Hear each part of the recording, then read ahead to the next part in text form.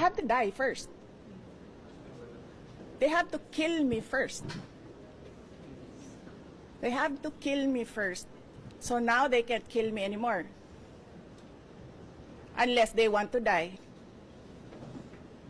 There was a question about Romanov, and I said, well, this is the first time that I've heard of that. But I've been warned by 2 persons already. 2. Be careful. I forget now what the words were said, but I will review my notes and I will tell you what that one person said and how he said to be careful, and that one other person, what that other person said. So, tatlo na yon. One person warned me, another person warned me, and then I was asked during a press briefing by a media person if I know of these plans, if you can say the word, if that is the correct word to use here, plans. So I answered. I was asked Romanov, and then I answered. I was told by 2 people, this is the first time I've heard of Romanov, so that is the 3rd already. And I said, don't worry about my security. If they kill me, if I die, kapag pinatay ako, or kapag namatay ako, in the context of, don't worry about my security. So this means, pinatay ka. Diba? Kasi hindi ka naman mamamatay by heart attack in relation to your security. Diba? So, pag namatay ako, I already asked a person to take revenge against 3 individuals.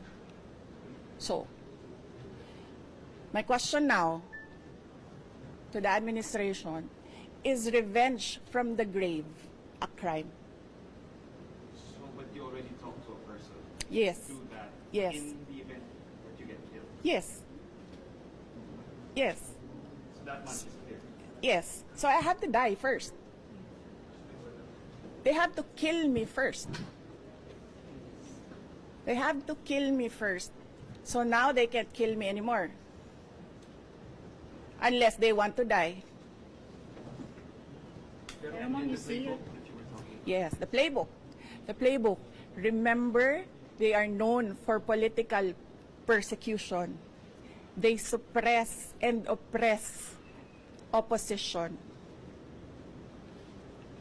And then somebody was assassinated on the airport tarmac.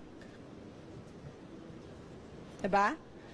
They oppress and suppress, and the people were getting angry, frustrated, and what did they do? They created a scenario that there is a national emergency. They, set bombs to create a scenario that there is a national emergency.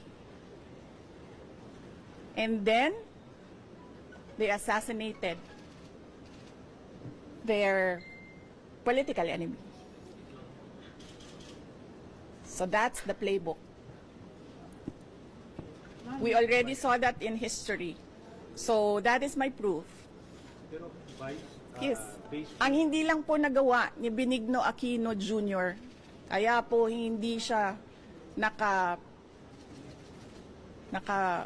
ano bang tawag yan? Revenge. Anong revenge? Nakaganti. Hindi siya nakaganti. Kasi hindi siya nagbilin. Diba? Kaya, hindi nakaganti si Benigno Aquino Jr. kasi hindi siya nagbilin. But you know, Benigno Aquino Jr. is not Sara Duterte.